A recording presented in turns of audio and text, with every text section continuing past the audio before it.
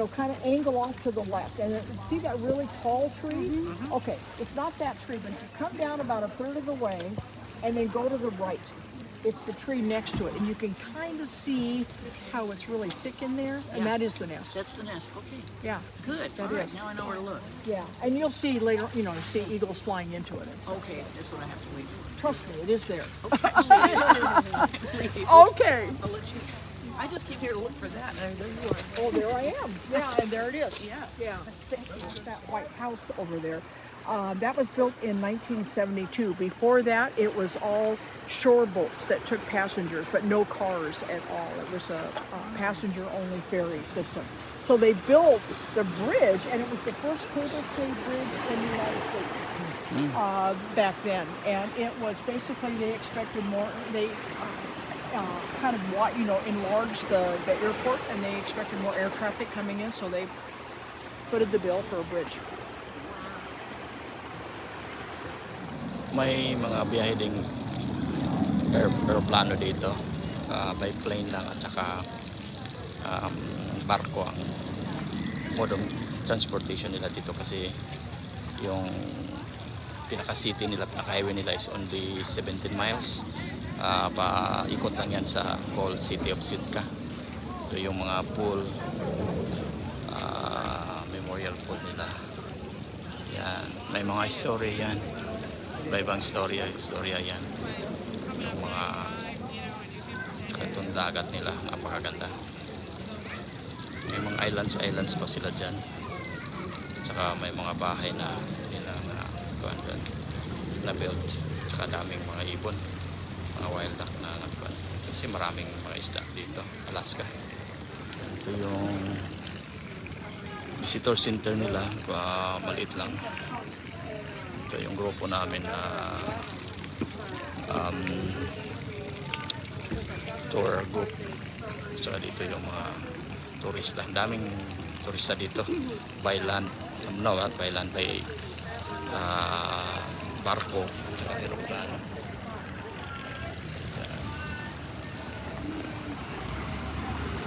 So, may school bus nila. Kunti lang din yung school bus. Island bus. Ito yung Sitka, Alaska. Dami nilang mga pool, historical pool. Kasi ito yung mga paraan nila na makapag-communicate sa ibang tao. So, maganda din dito kasi dyan, yan na yung dagat nila. Tsaka ang daming mga, kasi yung mga original dito is mga Tringler.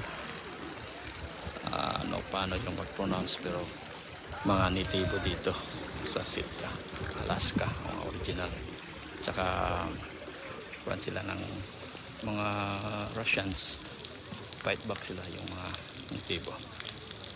Yeah, I just went in 2007 because of lack of enrollment and basically lack of students. But it had its roots as a vocational training school for Native boys only.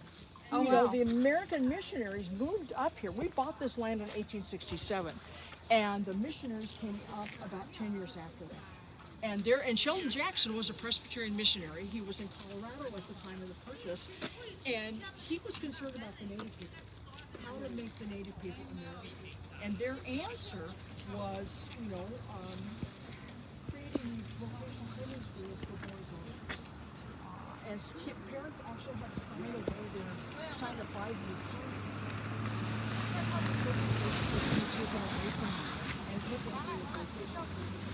They had US American, Native American, and if they were taught anything but English, they were to do. So then it evolved into a high school study, and then it evolved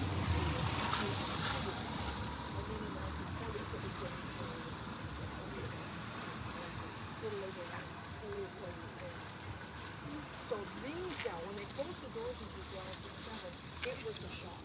What had happened is they had actually asked, they had always, ever since I'd lived here, since 1981, they were always desperate for money. and they asked the city for a loan of $1 million. And the city assembly, city council said they thought about it, and it split our community in half. Because half the people thought the money should be given to them, and the other half didn't. I was on the fence because I was like, how are we going to pay that? I mean, $1 million is $1 million. Yeah. And so the city assembly decided not to. And so within a few weeks, the college closed its doors. And one of the interpreters at the Raptor Center was just finishing her senior in fisheries commission. So in the Was it still limited to just native?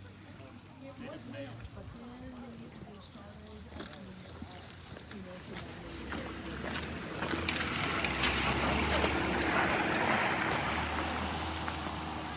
decided that they needed to start a fisheries program and have a hatchery.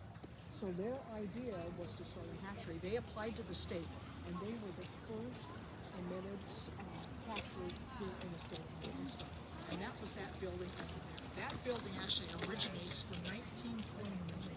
That building was built, and it housed vocational ed, you know, for years. Oh, sorry, folks. I'm sorry. Yeah, sorry about that. Anyway, so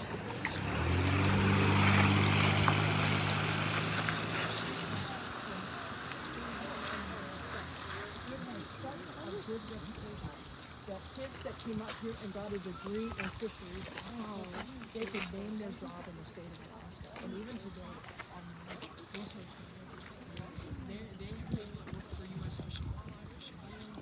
They all, most of them thought they would be things down here. The movie you watched was about. So when they closed in 2007, locals Now, was it were gonna be upset. described by- They didn't want the school to close, but they didn't want the hatchery to kind of go down. So they relied on volunteers to keep that hatchery going.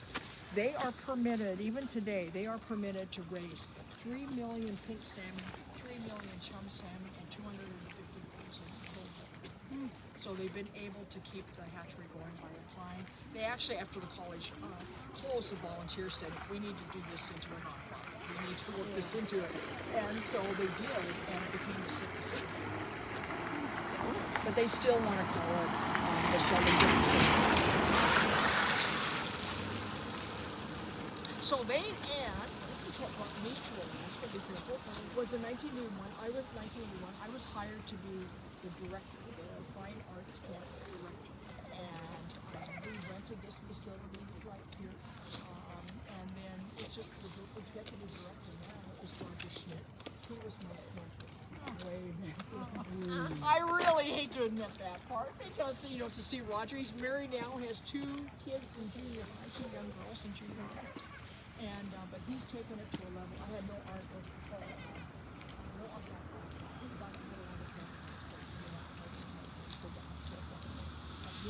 rock wall, and it was to protect the church from wave action. So this was, you know, as Amy said, it was known as Governor's Walk, right here going to town, and this was the sandy beach. You know, Crescent Harbor, we have 5 harbors here in town. We, excuse me, this is not it's not the oldest and it's not the newest harbor at all here.